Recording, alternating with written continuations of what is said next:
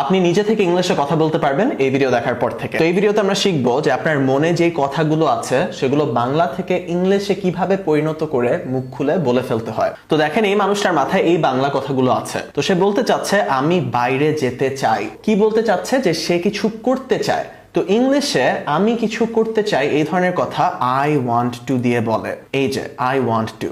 তো আমি বাইরে যেতে চাই, কি হবে? I want to go. আমি যেতে চাই কোথায়? বাইরে। I want to go outside বলে ফেললাম। তারপর কি বলতে চাচ্ছে?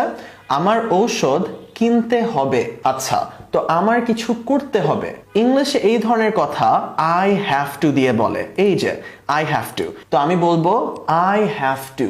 কি করতে হবে? ঔষধ কিনতে হবে, কিছু কিনতে হবে। I have to buy। ঔষধের ইংলিশ কি? Medicine. I have to buy medicine বলে ফেললাম। তারপর আমি বিরিয়ানি খাবো। তো তারপরের ইংলিশ হচ্ছে then। তো আমি বিরিয়ানি খাবো, আমি ভবিষ্যতে কিছু করব। তো ইংলিশে কিছু করব এই কথাগুলো I will দিয়ে শুরু হয়। এই যে দেখেন I will আছে। তো আমি কি বলবো? Then I will কি করব? বিরিয়ানি খাবো। Then I will eat। আমি খাবো, কি খাবো? Biryani. Then I will eat biryani. আমার বাসার পাশে একটা বিরিয়ানির দোকান আছে। অলরাইট, তো ইংলিশে জেনারেল সেন্সে কিছু একটা আছে, এটা বলতে there দিয়ে শুরু করা হয়। তো দেখেন এই টেবিলের উপর একটা মাউস আছে, রাইট? তো আমি বলতে পারি there is a mouse। একটা মাউস আছে কোথায়? টেবিলের উপর, on the table। এই ক্ষেত্রে কি বলা হয়েছে? আমার বাসার পাশে একটা বিরিয়ানির দোকান আছে। there is a কিছু একটা আছে, there is a biryani shop।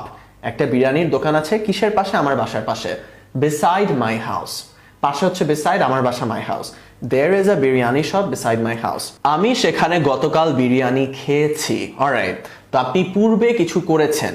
আমি সেখানে গতকাল বিরিয়ানি খেয়েছি। পূর্বে কিছু করেছি I verb past form। I এর পরে যেই কাজটা করেছেন সেই কাজের অতীত রূপটা বসে। তো সে কি করেছে? খেয়েছে। I ate।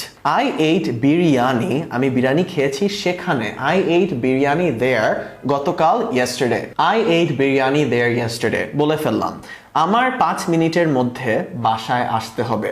সো আমার কিছু করতে হবে। কি ছিল? I have to, right? এই যে I have to। So I have to আসতে হবে, ইংলিশ হচ্ছে come। I have to come কোথায় আসতে হবে? বাসায়। I have to come home 5 মিনিটের মধ্যে। তো কোন সময়ের মধ্যে হচ্ছে within। I have to come home within 5 minutes বলে ফেললাম। তো পুরোটা একবার বলি তো।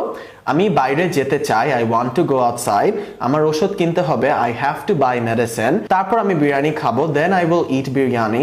আমার বাসার পাশে একটা বিরিয়ানির দোকান আছে, there is a biryani shop beside my house। আমি সেখানে গতকাল বিরিয়ানি খেয়েছি, I ate biryani there yesterday। আমার 5 মিনিটের মধ্যে বাসায় আসতে হবে, I have to come home within 5 minutes। Alright guys, তো দেখেন, যদি শুধুমাত্র আপনি জানেন যে কোন সেন্টেন্স স্ট্রাকচার গুলো দিয়ে বাংলার যে কোনো কথা ইংলিশে পরিণত করা যায়, তাহলে আপনি ইংলিশ বলতে পারছেন। এগুলো হচ্ছে সেই সেন্টেন্স স্ট্রাকচার গুলো। আমার 1 ঘন্টা 16 মিনিটের একটা ফ্রি মাস্টার ক্লাস আছে, যেখানে এই সকল সেন্টেন্স স্ট্রাকচার আপনাকে আমি একদম ভালো করে শিখাবো। তো সেই ক্লাসটা করতে এখনই নিচের লিংকে চলে যান, সাথে একটা ফ্রি পিডিএফ ও পাচ্ছেন 55 পেজের, যেটা পড়লে এই সব কিছু আপনি ভালোভাবে শিখতে পারবেন। Alright guys, that is it for this class. আমার নাম তানভীর এবং প্রত্যেকদিন ইংলিশ লার্নিং কন্টেন্টের জন্য ইংলিশ বলেকে ফলো করুন।